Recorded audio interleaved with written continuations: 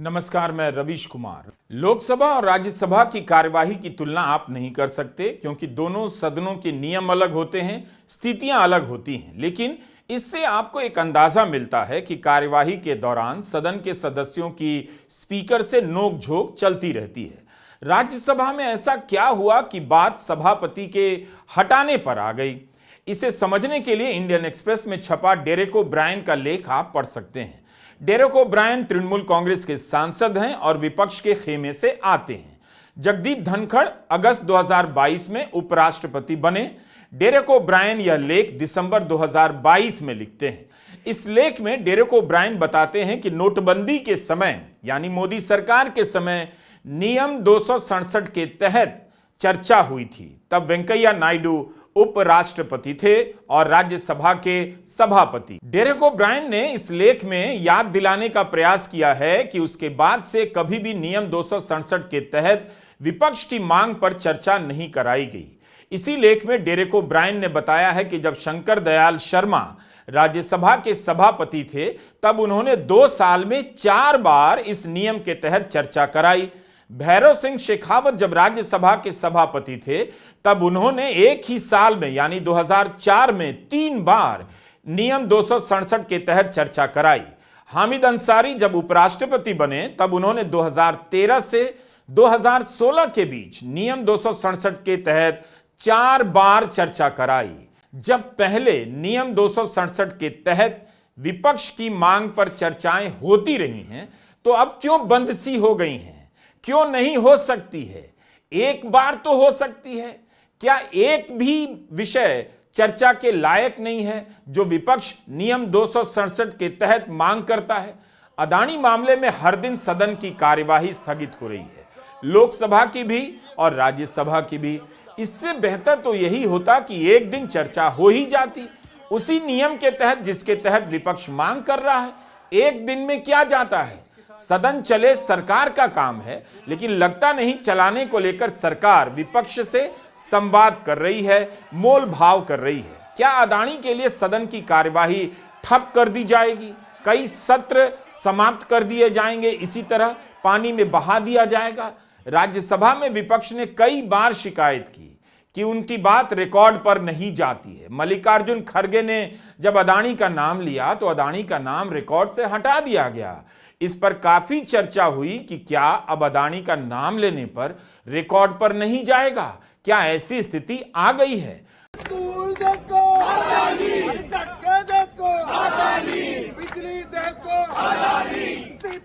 2014 में मोदी की लोकप्रियता इतनी चरम पर थी कि उनकी रैलियों में आने वाले समर्थक खुद ही मोदी का मास्क पहनकर आने लगे। धीरे धीरे यह मुखौटा गायब होने लगा और अब विपक्ष के नेता मोदी और अदानी का मास्क पहनकर संसद परिसर में आने लगे हैं। हर दिन कांग्रेस और विपक्ष के नेता अदानी को लेकर तरह तरह से प्रदर्शन कर रहे हैं। कभी टी शर्ट पहन लेते हैं जिसके पीछे अदानी और मोदी एक हैं तो सेफ है लिखा होता है। 10 दिसंबर को राहुल गांधी और कांग्रेस के नेता काले रंग का झोला लेकर आ गए जिस पर मोदी अदानी का कार्टून बना है, लिखा है मोदी अदानी भाई भाई। मगर इस मुद्दे पर कोई बहस भीतर नहीं होती। कितना कुछ हो गया, लेकिन क्या इस मुद्दे पर सरकार सदन के भीतर एक दिन बहस नहीं करा सकती थी?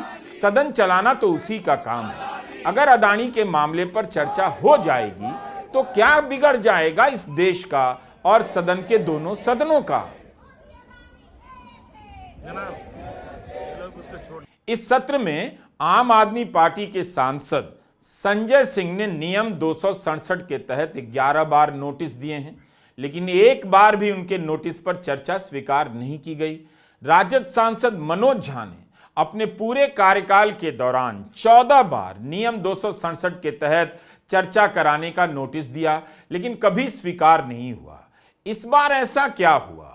विपक्ष का कहना है कि उसकी बात कभी भी स्वीकार नहीं की जा रही है। वो नियम 267 के तहत जब भी चर्चा की मांग करता है किसी ना किसी आधार पर सभापति खारिज कर देते हैं, क्योंकि निर्णय सभापति का ही अंतिम माना जाता है।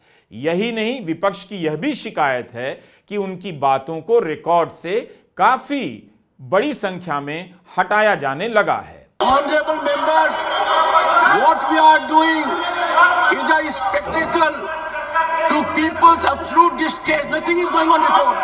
Nothing is going on before. Rajya Sabha के सभापति जगदीप धनखड़ कहते हैं नियम 267 के तहत 42 नोटिस मिले हैं। 25 साल में कभी इतने नोटिस नहीं आए। भारतीय संसदीय इतिहास में पहली बार ऐसा हो रहा है कि सत्ता पक्ष यानी कि भारतीय जनता पार्टी सदन को नहीं चलने दे रही। रोज आजकल बीजेपी वाले हंगामा करते हैं। वजह क्या है? अडानी का मुद्दा ना उठ पाए, दिल्ली की कानून व्यवस्था का मुद्दा ना उठ पाए, किसानों का मुद्दा ना उठ पाए, मणिपुर का मुद्दा ना उठ पाए। इन सारे मुद्दों से ध्यान भटकाने के लिए भारतीय जनता पार्टी खुद हंगामा कर रही है और सदन को स्थगित करवा रही है। मैंने खुद ने 11 बार 267 का नोटिस दिया और उसमें गौतम अडानी के भ्रष्टाचार का मुद्दा दिया, उसमें किसानों का मुद्दा दिया, दिल्ली की कानून व्यवस्था का मुद्दा दिया। आप कोई चर्चा नहीं कराते सदन में। अगर सदन में चर्चा नहीं होगी तो कहां जाएंगे हम लोग? कहां अपनी बात रखेंगे?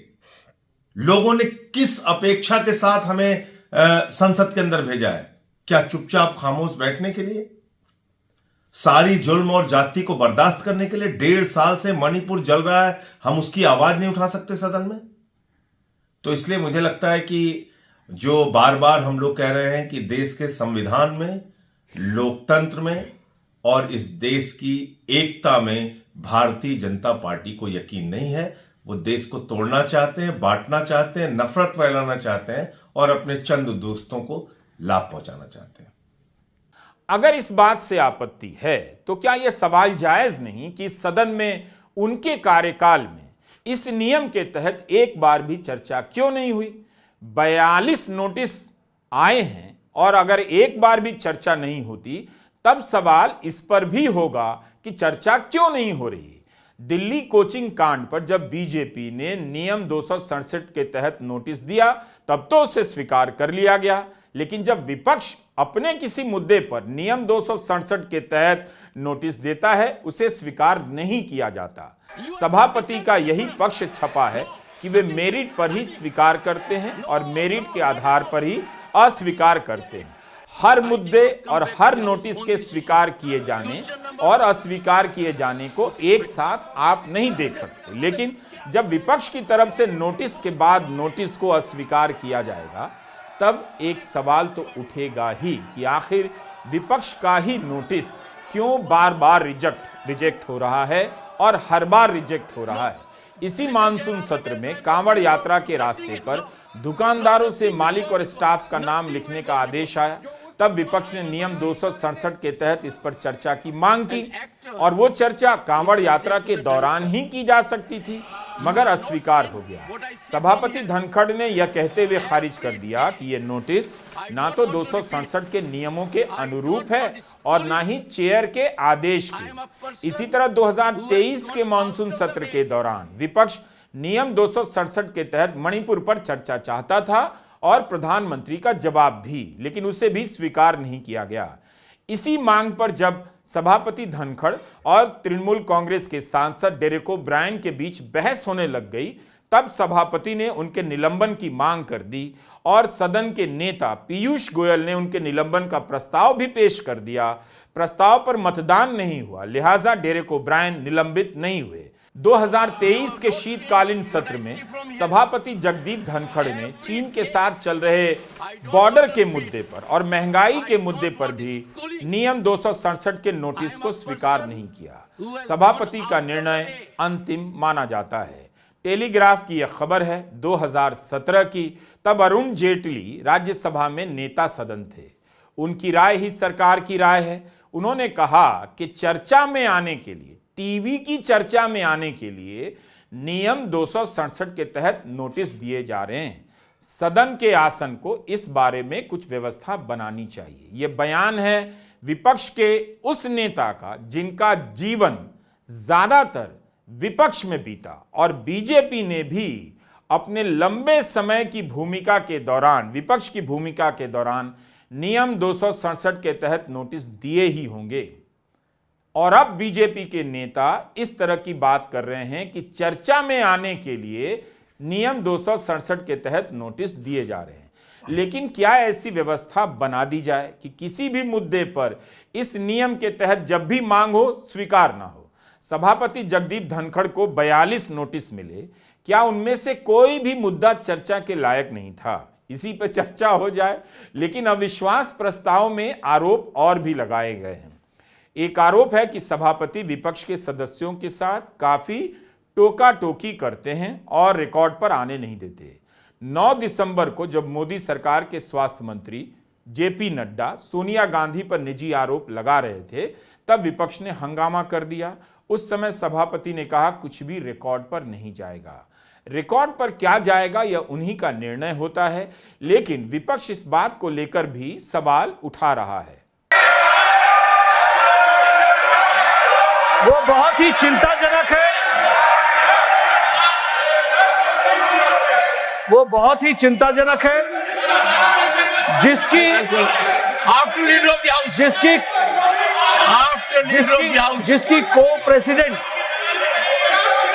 को प्रेसिडेंट हमारे इसी हाउस की एक सदस्य, हमारे चेयरमैन साहब हैं जिनकी हम बड़ी इज्जत करते हैं, वो कोई बोल रहा हो तो उसको रोज रोकते रहते हैं, सवाल पूछते रहते हैं, कहते रहते हैं कि इसको आप ऑथेंटिकेट करो, उसको ऑथेंटिकेट करो। माइक बंद हो जाता है। जब कहते हैं nothing will go on record तो माइक ऑटोमेटिकली बंद हो जाता है। विपक्ष को दिखाया नहीं जाता टीवी पे, विपक्ष क्या कर रहा है दिखाया नहीं जाता। 2-2 घंटे के भाषण होते हैं और वो भी विवादित। दिसंबर 2023 में राज्यसभा से विपक्ष के 40 से अधिक सांसदों को निलंबित कर दिया गया। यह अपने आप में ऐतिहासिक था। उस समय तो राज्यसभा और लोकसभा से 140 से अधिक सांसद निलंबित किए गए। क्या यह लोकतंत्र की भावना के अनुकूल था?